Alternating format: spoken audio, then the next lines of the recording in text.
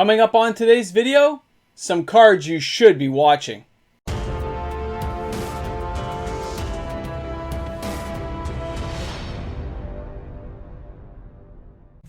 Hi everyone, welcome back. MTG Moxman here.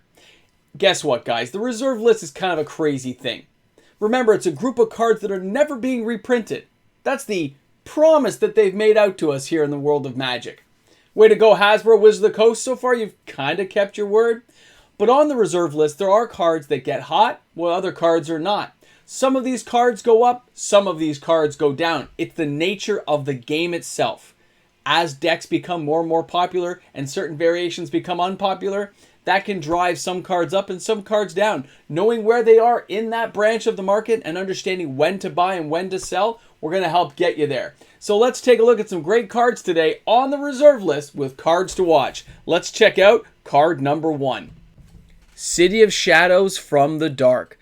At $90 Canadian, lightly to moderately played, it's had a very high volume of sales since my video dropped last week. Make sure to check that out if you haven't seen it yet. Now remember, at $95 Canadian, it's still a bargain. $89.03 is the market, €80.49. The dip that this card has had in the last 120 days has made it a good buyout target for people trying to grab older vintage cards in the Magic history that are undervalued at this time. Way to go, City of Shadows, you're epic. Soldevi Excavations from Alliance is another video I dropped about a month ago now, and we wanted to see how the sales would go if we continued to buy it. This card is now suffering from low inventory. There's just not enough out there to keep the market going the way it was, and because of that we've had slower sales and the price has started to slip on this card. You can find a near mint copy for around $50, give or take a bit, in Canadian dollar. The average is $34.55 US. The market says $33.30, and it's €20.80. The European market has not moved much on this card. It's kind of stayed where it is on Card Market, whereas the North American market has grabbed on and just flown with it. I'll be very interested to see how this card goes out in the next 120 days, as I know some people who have emailed me are still buying this card, so it is something to keep an eye on. Time Vault is old school power. This is an unlimited edition. Now this card does have slower sales, but it's funny that the collector edition copies at around the $500 mark are moving quite well. Time Vault you can find for $1,250 Canadian on a platform like eBay for a heavily played copy, but the average is $21.37 for US. The market is $16.75 US, and it is €1,200 to get this card. It's still a very expensive card. It's an underrated piece of Magic's history that a lot of players picked up on during the first real serious buyout of this card. Keep an eye on it. It is starting to kind of meander sideways, but I think it may dip down a bit in the next 6 months for people who might be trying to get their hands on this card. Keep a close eye on it. Now our next card is going to be Braingeyser. We know this card jumped up to the highest heights it had ever been in the revised copies of this card. It is a reserve list card, and although it's not as usable in some formats anymore, it's still an amazing way to draw cards or force a player to draw cards. At $35 Canadian for a near mint copy, it has had extremely high sales in the last 60 days. The average is $38.82 US, the market's $37.24, and it's €22.20 to get it. It's a very still nostalgic, iconic card in Magic's history. I can see why people are looking for those near mint copies. This is a card you're really going to want to watch later on, because as buyouts continue to happen in reserve list cards, this is one of the ones that will just slowly disappear and nobody's going to recognize it's gone until it's too late and you didn't grab yourself a copy of near mint. Something to keep an eye out, folks. Merchant Ship from Arabian Nights, coming in at $75 Canadian for a moderate to light played copy. The average is $159.47 US. The market is $74.10, and it's €78.82. This card has had a real crash, a real come down since the heights of the buyout where it hit that $250 to $300 mark. You can see it now way down low around that 150 mark for near mint copies, which are very hard to come by. Arabian Nights is one of those editions with only 5 million cards printed that any card in mint condition is very hard to come by. Keep that in mind. If you do have any, hold on to cards from Arabian Nights. They are worth a pretty penny in the future to come in Magic the Gathering. Just my humble opinion. Juzam de Jin is coming in from Arabian Nights as well. It's got $2,200 Canadian. It has very high sales recently in the last 60 days. Now the average is $3,300 US. The market's $1,800. and the European is €1,575.75. This card has come down recently, but what I've noticed is although some copies are selling, it seems like people are upgrading to slightly better quality copies. I'm surprised that this card has stayed as cheap as it is. This was considered one of the big original bad boys back in the day, Shivan Dragon material, because it only cost 4 to get out for a 5/5 and did a very minimal damage to you. Understandably, by today's standards, this is not the greatest card, but for the original old school Magic formats, this guy is something to be reckoned with. Way to go, Shazam. Let's see what happens with you sooner than later. All right, coming up next is going to be Power Leech from Antiquities. $33 Canadian with a high volume of sales. $29.99 is the average US. The market is $28.94 US, and it's €22.40. This card has gone down recently, but we've noticed that cards that go down tend to get bought on the way down, which would result in the higher sales I'm seeing. Although the card's dropping, people are buying it on the low and looking for those near mint copies, which is what I'm seeing sell the most. Any reserve list card in near mint seems to be selling quicker than anything else, and it's people upgrading sets or finally getting into that reserve list market. Let me know what you guys think about that. All right, coming up next is Mightstone from Antiquities. Now, part of the Urza Mishra War, there was 2 parts of the stone, the Mightstone and the Weak Stone. Kind of epic to see Urza and Mishra fight over those 2 halves that resulted in the giant war. Now, this card is only $22 Canadian. It does have a high volume of sales because it's a cheap reserve list card with people exchanging hands with it. $19.99 is the average. The market is $18.78 US, and it's €13.69.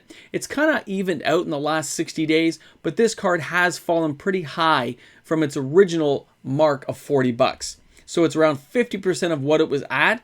But remember, finding a near mint copy is hard, so even moderately played ones are not selling that great compared to people looking for the near mint or light plays, okay? But Mightstone, still a fun card. Coming up next here, we got the Gate to Phyrexia, Antiquities. I believe somebody at Alpha Investments loves this card a lot. Now, $95 Canadian for a light played copy. The average is $100.10 US. The market is $78.77 US, and it's €87.48. Although I never really saw this card used a lot when I was a kid, it does have that really creepy feel, and the things that go along with Phyrexia always seems to bounce back later. Remember that. Price memory with nostalgia can equal new higher heights later on. Cards like this can really bounce up to heights you don't expect. When you think about Antiquities in a 15 million card print run and 30 years of Magic history going by, cards like this do not survive. They got destroyed because it wasn't played a lot. Remember that. A card that's $95 Canadian now could seem really cheap if it hits $200 Canadian a year from now.